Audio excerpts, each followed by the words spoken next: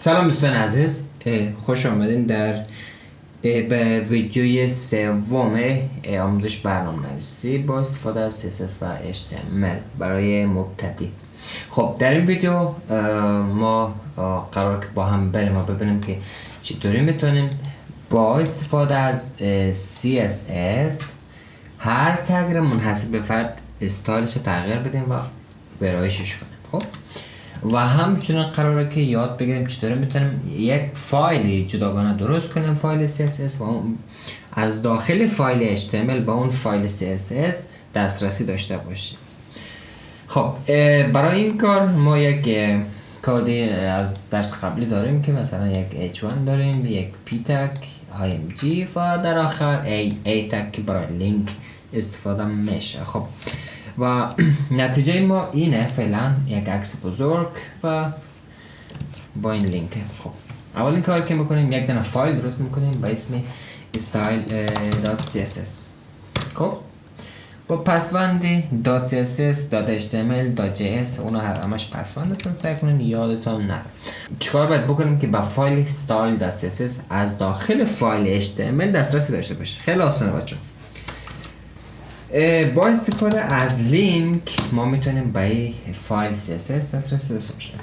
لینک که زدن نوشته کردن اینتر بزنن خودش اتوماتیک براش میبرسه. خب داخل href اتریبیوت میگه بهش نگاهی، داخل href بزنین اسلش و این اسلش درش میگه گزینه بدن چند تا فایل دارین چیکار میتونین بکنین. خب ما به هیچ کدوم کار نداریم، بریم سراغ style.css، یعنی ما فقط استایل میخوایم. خب اگر ما فایل رو ذخیره کنیم و میبینیم که هیچ تغییراتی در این وبسایت نامده.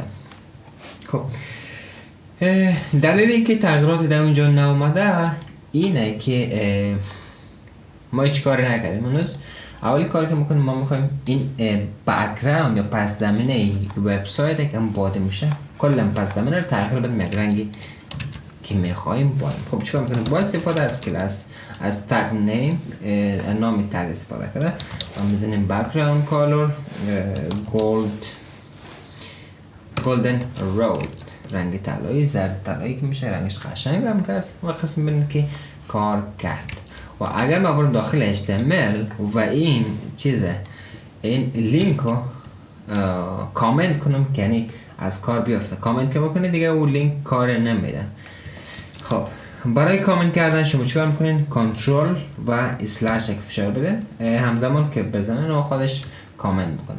و الان ذخیره کنم میبینیم که کلا او استایل ما گم شد، یعنی ما دیگه در او CSS دسترسی نداریم. خب ما پس آن کامنتش میکنیم که برگردیم در حالت عادی. خب و قسم میگه فعلا میبینین ما رنگش تغییر داده، ولی ما میخوایم که این عکس که خیلی بزرگه است این رو تغییر بدیم، یکم کوچیک‌ترش کنیم.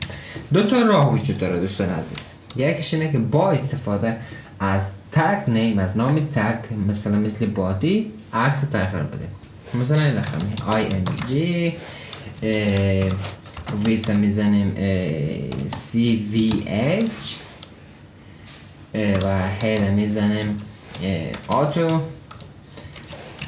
اگر نام نگاه کنیم این تغییر کرد، ولی تصور کنید که ما داخل وبسایت عکس های زیادی داریم، لوگو هست، عکس نفر هست، عکس بک‌گراند هست. خب ما نمیتونیم که از نام تگ استفاده کرده کل عکس ها را یک شکل در بیاریم، نمیشه همچین چیزی، چون لوگو ممکنه کوچیک باشه، عکس پس زمینه ممکنه بزرگ باشه. اینجا چیکار میکنیم؟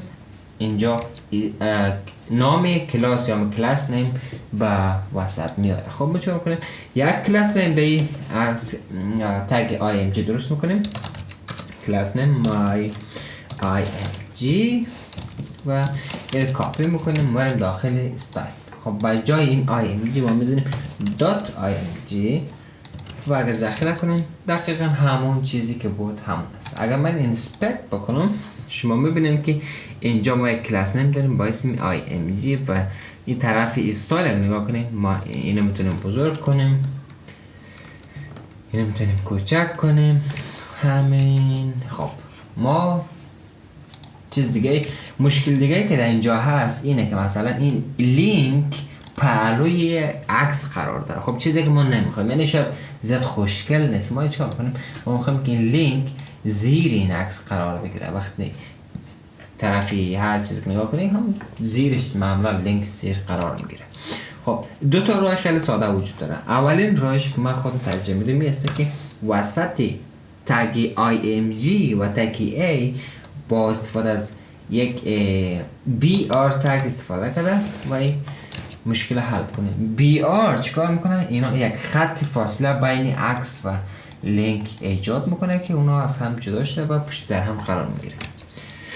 و راه دیگه ای است که این لینکی تگ A و تگ img رو داخل یک تگ دیف که پرنت هم بهش میگه یا خانواده همین چیزا، همین دو تگ قرار داده و با خب قبل از این ما سراغ استایل برم. اگر من رو ذخیره کنم و دوباره ببینین همون مشکلی که بود، همون مشکل، همون خرک و همون درک. خب ما یک دونه تگ دیف قرار دادیم اینجا و همه چیز انداختیم داخل دیف. ما برای دیف یک کلاس نیم میدیم the parent، اوکی، یعنی خانواده. میریم داخل فایل CSS اینجا میزنیم .parent display یعنی نمایش، میزنیم display flex. اگر اینا ما نتیجه رو ببینیم میبینیم که این همون مشکله ولی لینک رفته بالا. فلکس در کل کارش که مثلا دو تا شی را مثلا پلوی هم قرار بدن. خب و این چیزی که ما نمیخوایم، دقیقا مشکل داریم فعلا و نیاز نیست که بخوایم. اگر بزنیم فلکس دایرکشن کالوم، این پشت سر هم قرار میده با جای پهلوی هم. نگاه کن، اول عکس میه بعد لینک. خب و اگر فرض مثال ما بخوام با جای کالوم بزنم رو، میبینیم که پهلوی هم دیگه قرار میده. خب اینا رو بعدا باز درس پیشرفت‌تر شد بیشتر میفهمین و به نظر من فعلا راه حل خیلی ساده اینه که این کلاس نیم رو پاک میکنیم و ما سراغ همون کلاس نیم که داشتیم میدیم br. راحت تر و ساده هم هست. خب دوستان عزیز، در این ویدیو یاد گرفتیم که چطور میتونیم با یک فایل CSS که درست کردیم از داخل فایل HTML دسترسی داشته باشیم و چطور میتونیم یک هر تگ را منحصر به فرد با استفاده از کلاس نیم تغییر بدیم و ویرایشش کنیم. خوش و خورم باشین تا دیدار بعد. الله یارتون.